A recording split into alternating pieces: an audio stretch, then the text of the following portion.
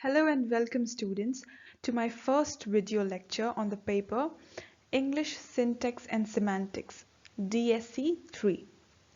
We will begin with Unit 3 of this paper.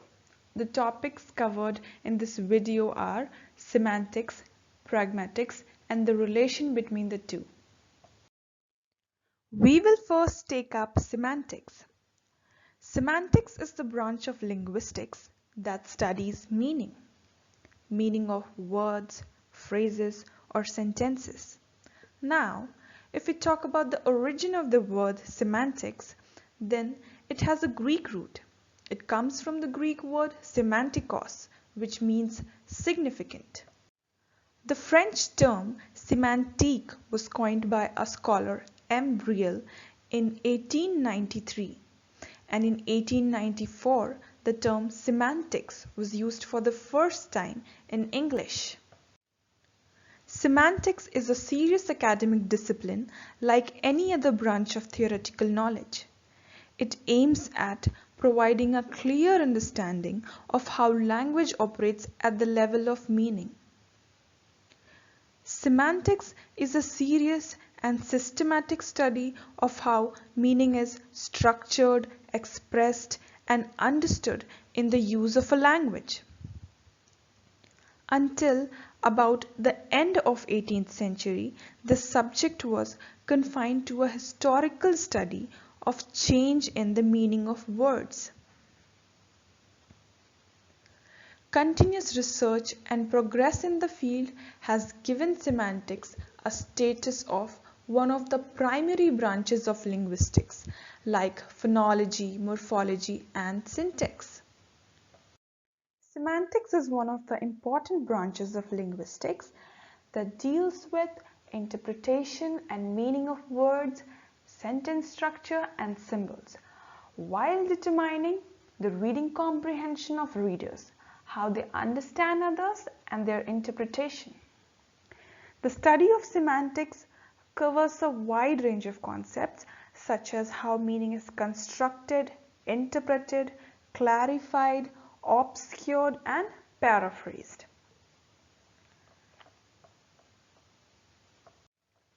Semantics deals with the relationship between reference and reference. This relationship is arbitrary in nature. Reference are the words or phrases, and reference are the object to which the word refers to. Let us understand this using an example. If I say the word dog, you get a picture of a four-legged friendly animal in your mind. So the word dog is referent, used here to refer to the friendly animal, which is the referent. Now, the link between this word and the mental picture that this word creates are arbitrary, as there is no reason as to why a dog should be called a dog and not a horse. Shakespeare had rightly said, "What's in the name?" So the connection between the name and the thing it refers to is purely arbitrary. Just like the reference and the reference, the term sign, signified, and signifier, these terms do refer to the relationship between the object, the word or sound, and the mental picture. In the area of semantics, Ferdinand de Saussure, a French-speaking Swiss linguist, introduced the terminology of sign, which is a single word, as constituted by an inseparable union of signifier. Signifier is the speech sound or written marks composing the sign, and signified is the conceptual meaning of the sign. Now, if I say the word mango, so the word mango is the sign. Now, the marks or the sound which compose this word is called signifier, and the mental picture of the juicy fruit that you get when this word is spoken, so that mental picture or the conceptual meaning of the sign is called signified. The purpose of semantics is to propose exact meaning of words and phrases and remove confusion. A semanticist likes to find out how a man is able to paraphrase, transform, and detect ambiguities, and why the surrounding word sometimes force him to choose one interpretation rather than the other. A semantic analysis for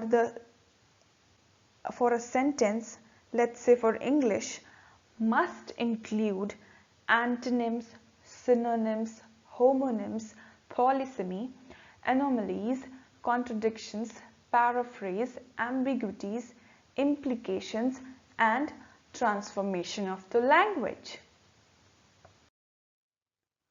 Alright, let's move to our next topic, pragmatics.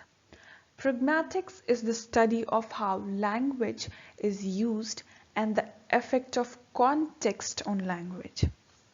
The word pragmatics has a Greek origin. It comes from the word pragmatikos, which means fit for action. Pragmatics was a reaction to structuralist linguistics, as outlined by Ferdinand de Saussure.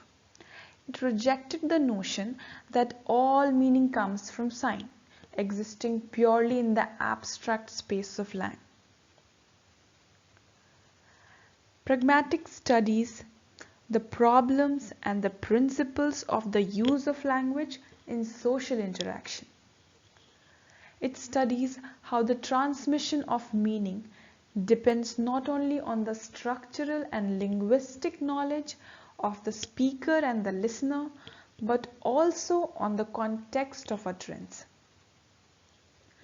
The ideas of the three philosophers, Austin, Searle, and Grice, provided the theoretical basis for pragmatics. Now let's see some principle of pragmatics. One main principle discussed in pragmatics is the cooperative principle. It specifies that if a conversation is to proceed in a rational manner, it must consist of utterances which are connected to each other. There should be coherence in the narration. Next is the politeness principle. The politeness principle highlights the fact that what is considered very polite in one society may be less polite or utterly impolite in another society. For example, if you greet your friend saying, "What's up, buddy?" it's fine. But if you use this to greet your teachers, well, that may cause you a little trouble. Just like phonological errors, there are pragmatic errors.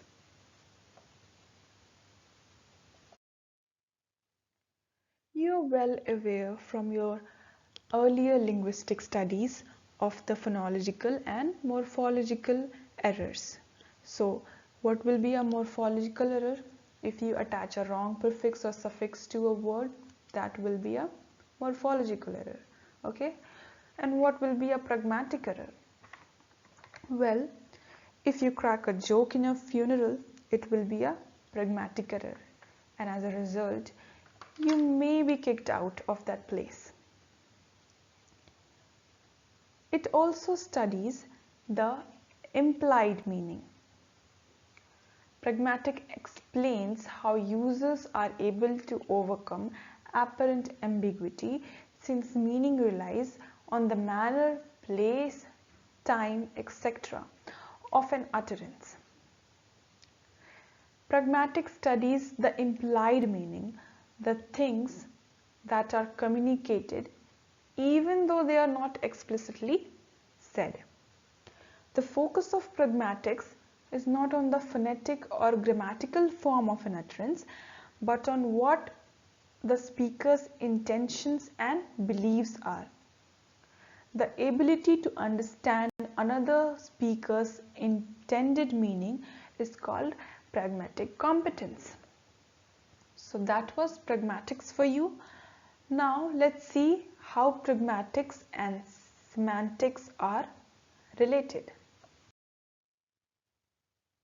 So this is the final topic of this lecture, relation between semantics and pragmatics. Both semantics and pragmatics are branches of linguistics. Both the fields deals with the study of meaning. Semantics is context independent and pragmatics is context dependent. The difference is that semantics deals with the study of meaning without context. On the other hand, pragmatics understand the language meaning but keeping the context in mind. The terms semantics and pragmatics are often confused. The obvious similarity between the two branches is that both deal with meaning of words and of sentences, but in different ways. Pragmatics deals with the ways we reach our goal in communication. Let's suppose you enter a room and sit there and realize it's pretty hot in there. Now, instead of directly saying, "Please someone switch on the fan," you can say it differently. This room feels like an oven. To communicate the same thought without directly saying it. To indicate that fan needs to be turned on. So we can say that semantics concentrates on the meaning that comes from the linguistic knowledge, whereas pragmatics relies more on the natural ability of the language speakers to communicate more than what is explicitly said.